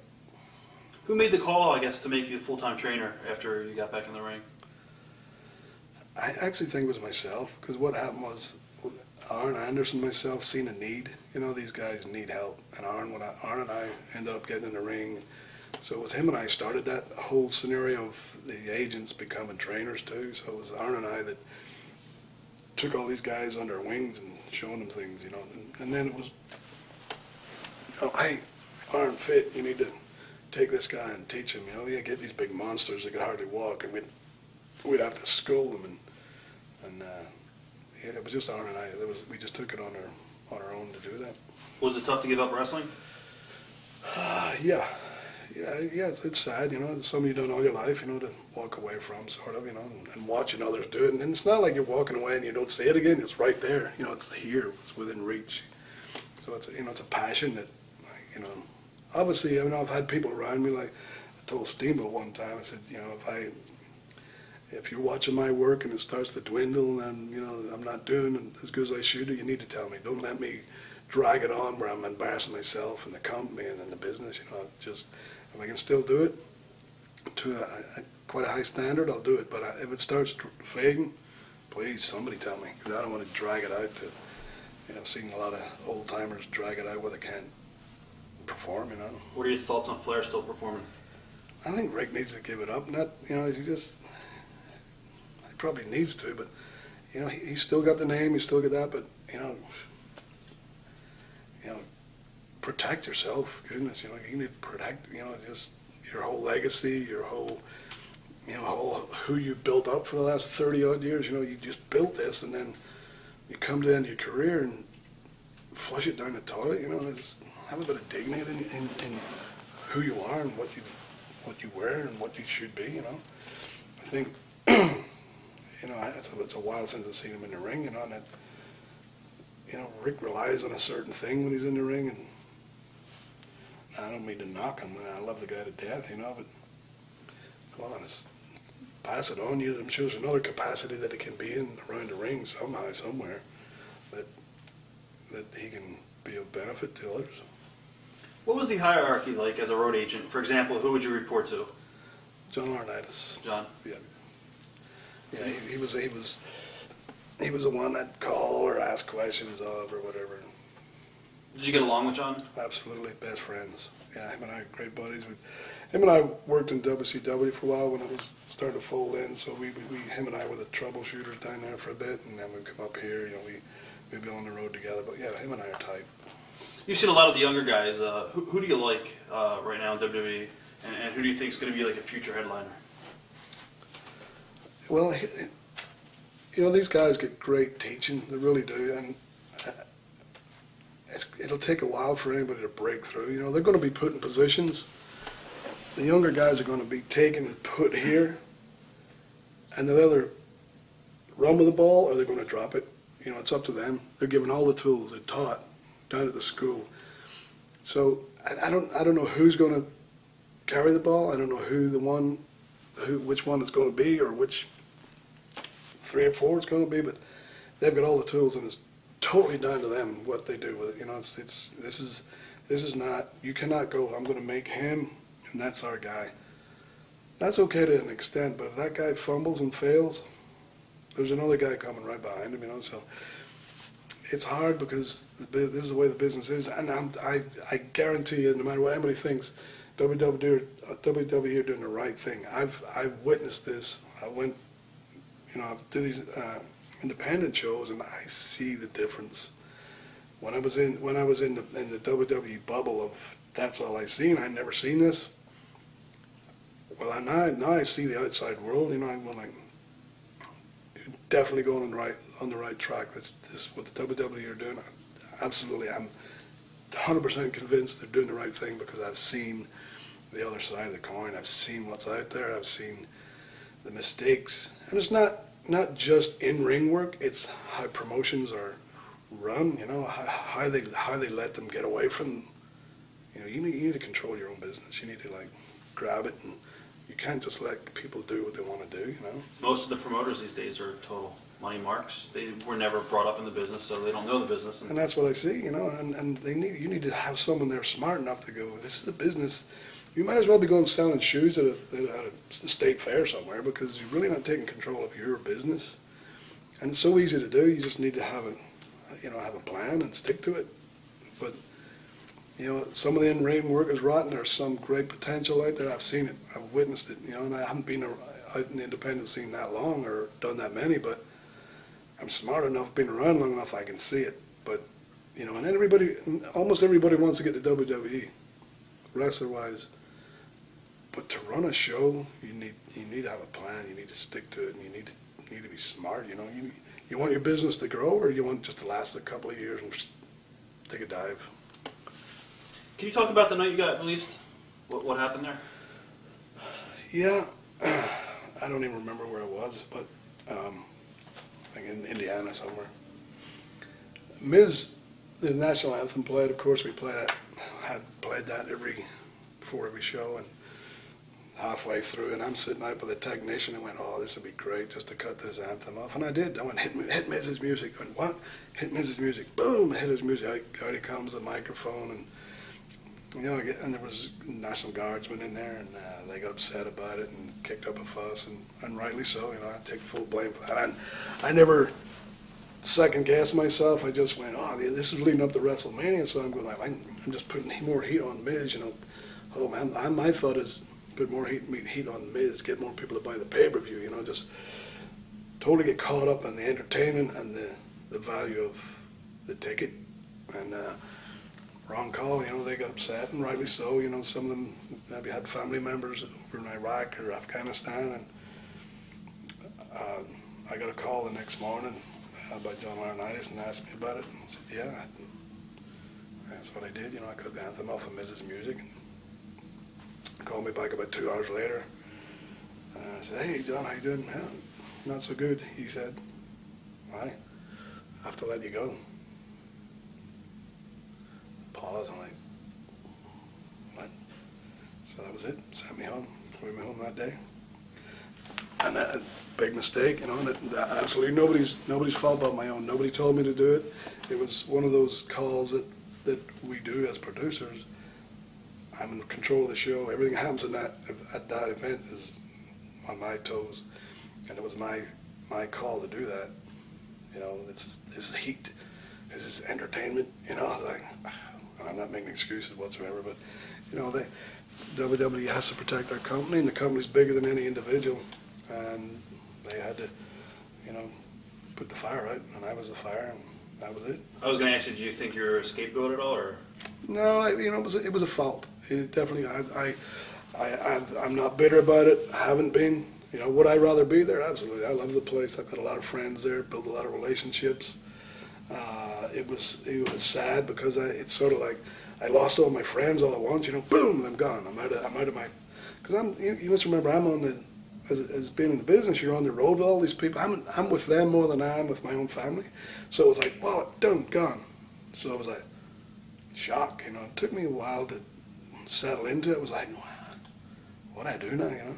And I've always worked for companies. I've never done independent, you know, individual shows in my life. I've always worked for a company, you know, and been organized. And so it was like, it was a shock, you know, but I apologized to everybody. I apologized to SmackDown and Raw guys through other people. If I let you guys down, I really apologize. And I do, sincerely do.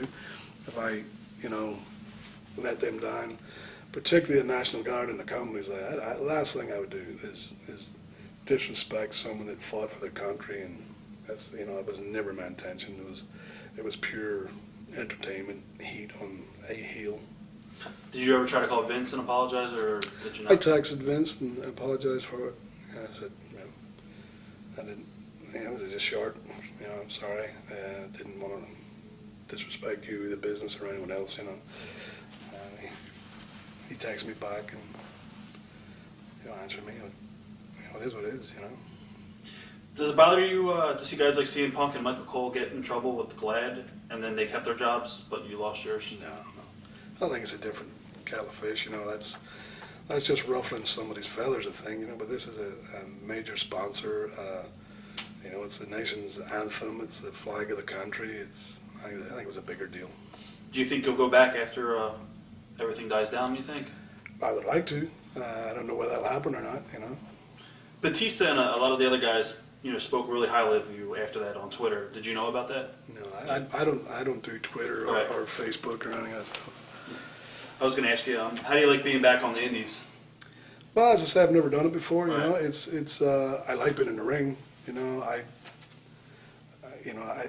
with being in the WWE and being controlled, and so I would not so much micromanaging, but you know, it's so much, you know, keep it tight, keep it clean, keep it family. You know, it was an eye opener. It's like it was actually like going back 30 odd years, but it was not as good. You know, there were this style of wrestling. There's some, as I say, there's some great wrestlers. There is some good guys out there.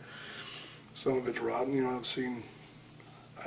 I was in Germany, and one match I seen there was a German wrestling and an American guy wrestling, and 3 minutes into the match, after trying to do a competitive heel babyface match, they broke down into this slow motion stuff. You know, I mean, it was just like they're going to put the match on slow motion. It was. He punch in slow, and he would move slow mo. The referee counted in slow motion, so I flipped my lid as soon as I came out of the ring. Come here, and I had to put him straight. I love this business. I live for this business, and that is total disregard for the business. And I will always speak up against that. You know, it might get me heat, but you know what? I've been in this business 37 years, and the reason I've lasted this long is because I take it serious, and hopefully do it properly. You worked in New York for Evolve Wrestling. You worked with Sammy Callahan. Was that a good match? Did you like working with Sammy? Yeah, I think Sammy's got a lot of talent. He really has. He's very aggressive and very, kept coming at you and stuff. And I think he's got a bit of a future. I don't know whether he'll get the WWE or not, but things change because they have their, well, we want them this size, or you need to be clean. But things change. This business changes all the time. So, but I was quite pleased with him. Would you ever consider doing anything in TNA? Absolutely, yeah. There's wrestling is wrestling. There's nothing wrong with. I don't see anything wrong with TNA. Do they do business like WWE? No, but hey, if everybody's the same, then it's boring. You come from a family of wrestlers. Do you expect any of your children to enter the family business? Absolutely. My 18-year-old, this will be his last year in school, and that's what he's going to do. He's going to. He spent 2 months in Ireland with my dad this summer. He was a high school wrestler too, so he was over there. My dad teach him how to wrestle, and at the end of this coming school year, he's going to go back over to Europe. I'm going to send him, hopefully, to New Japan. They are willing to take him over there, put him in a dojo for 6 months a year. So, yeah, that's David. I've got a daughter who's 10-year-old. Her name's Alana. She's Georgia State champion. My son Brogan, he's 9. He likes soccer more than wrestling. He wrestles, He'll let his sister beat him, but anybody else, he'll take him out. But yeah, they're all into wrestling. I've got a ring at the house, so they're always in it. It's the tradition's moving on. I would guess my daughter's going to go into some sort of, being a vet, or she's into animals big time, But my 2 boys, for sure, they'll be wrestling. Triple H has a bad rep on the internet with the fans. Do you think he just has a bad rap? I don't know, but what is it? Just the fans, I guess, on the internet don't like him for whatever reason.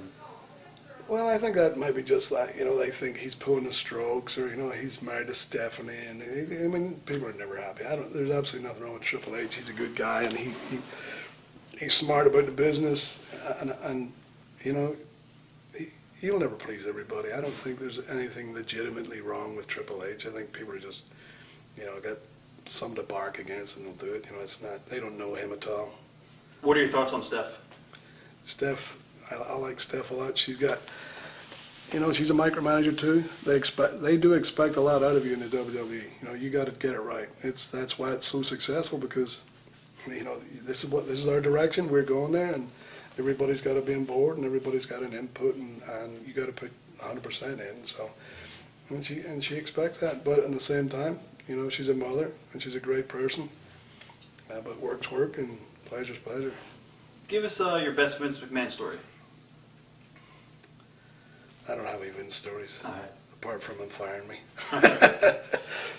Do you think ring psychology is a lost art? Absolutely. I think wrestling has become high spots, doing flips, just doing stuff to get a reaction. Very few people use psychology, very, very few. It's going, it's dying, it's almost gone, I guess, But the guys want to perform. I can do this, and you do that, and that's not what it's about. And they try to keep a reaction going, to keep, yeah, that's not what it's about. You can't keep it up here all the time. You're going to watch a movie or a play or some sort of live show. It doesn't stay up here the whole time. It's got to come down. It's got to have its ebbs, and you can't keep it up there all the time. They're just working for the pop. What do you, if you were in charge of the business, obviously, you pretty much had a big input. What would you change about the business? Well, it's hard to say change the whole business, but I think the WWE is the window that everybody should be looking at. Is it perfect?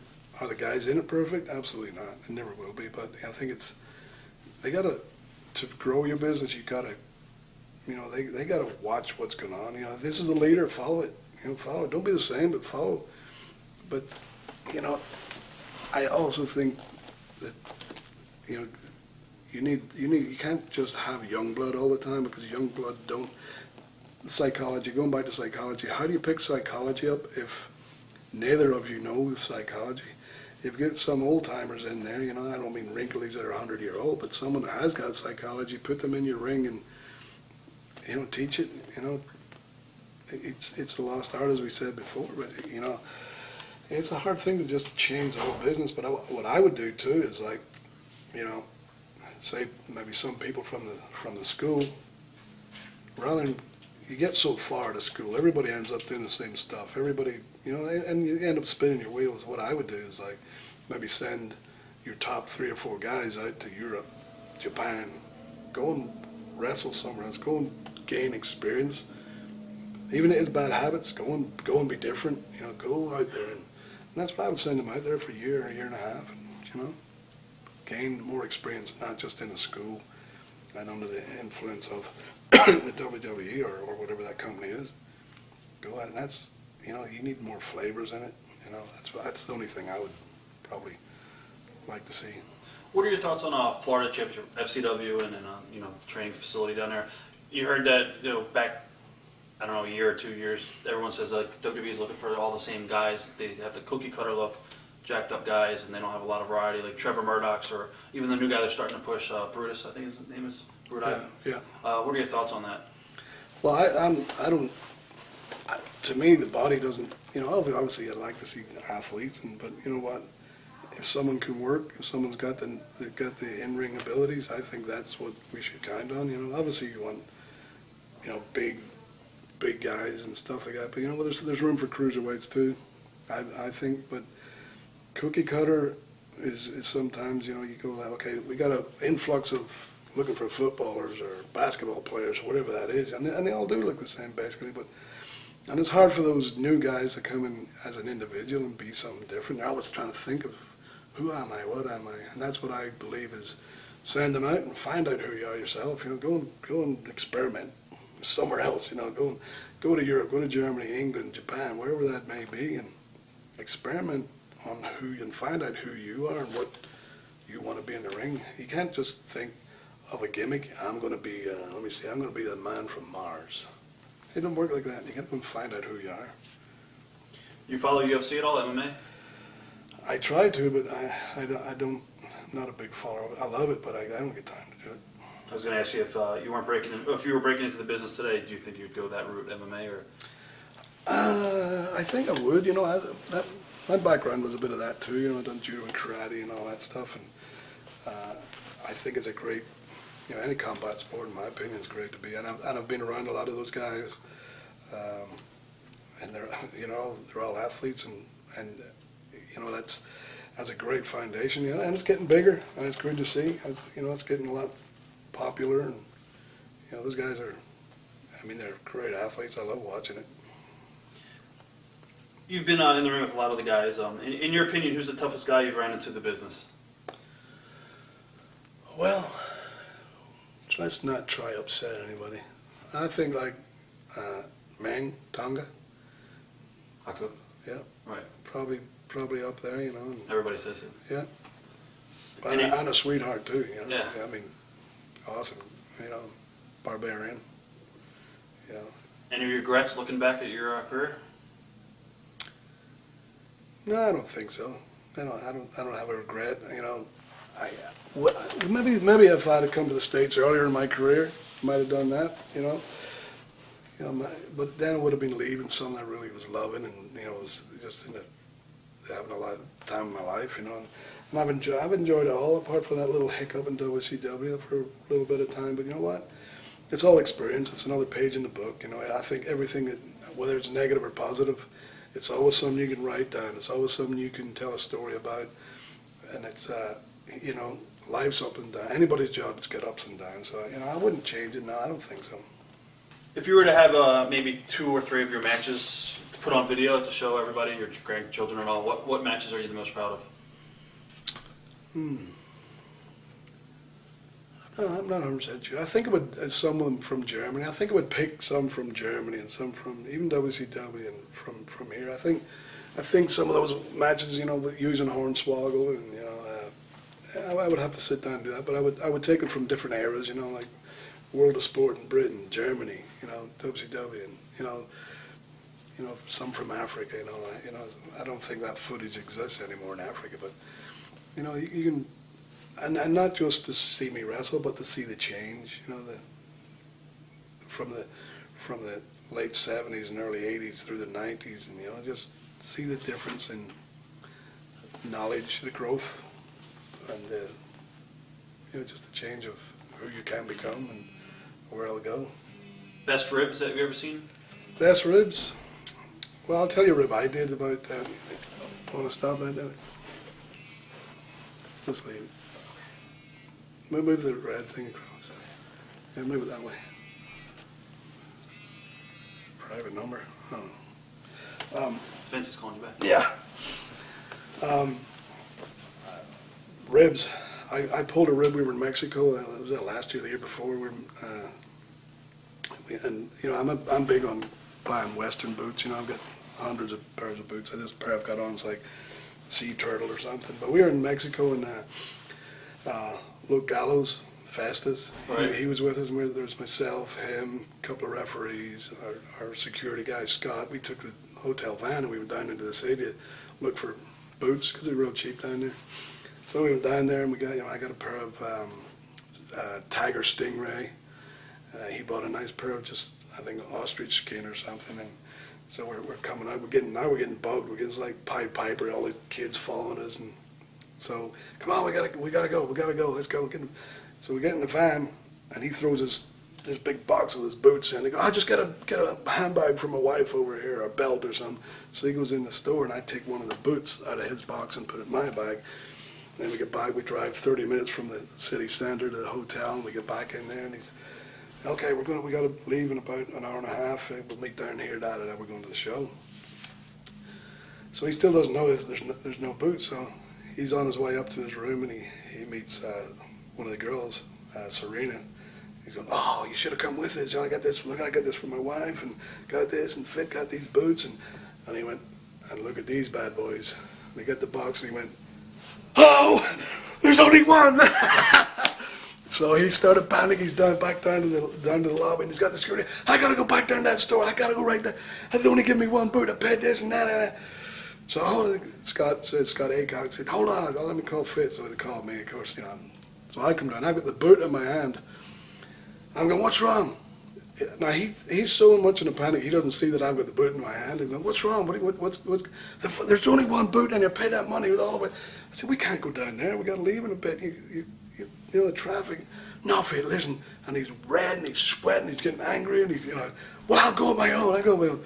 And I'm still waving this boot, and he's eventually calmed down a little bit, and I'm going, you looking for this, right? And he went, oh, and he gave me this big hug, like, oh, you're killing me. That was awesome. My last question, I guess, to you, is there anything you want to say to your fans out there that you never had a chance to say before? No, not really. I think they've been telling me, I think they tell me by the reaction they give me, I just try and wrestle my best for them and for whichever promotion I'm at, and they appreciate what I do, hopefully, and it's great to be performing in front of them. It's still at this stage of my career, at this age, I was going to actually ask you, how much longer would you like to continue wrestling for? Well, as I said before, I don't want to carry on until I can't do it anymore. But I don't know. I'm 50 now, so another couple of years. I know people think I'm 53, but I'm not. Soon will be. But I don't know. As long as your body holds up and you enjoy it, and you're not making a fool of yourself or degrading the product. What is the spoon? The spoon. The spoons game. Yeah, somebody asked me to ask you, can you talk about the spoon? Well, if I tell you the story, then I'm not going to be able to pull the rib on anybody. Right. But it's very funny. You can tell us off camera, I guess. I sure will. Any plans on doing a book? Yeah, I do. I've got a lot of material for a book. I periodically write stuff down, and I've got different books and journals that I've put stuff down. So yeah, I think it will. Well, I wish you the best.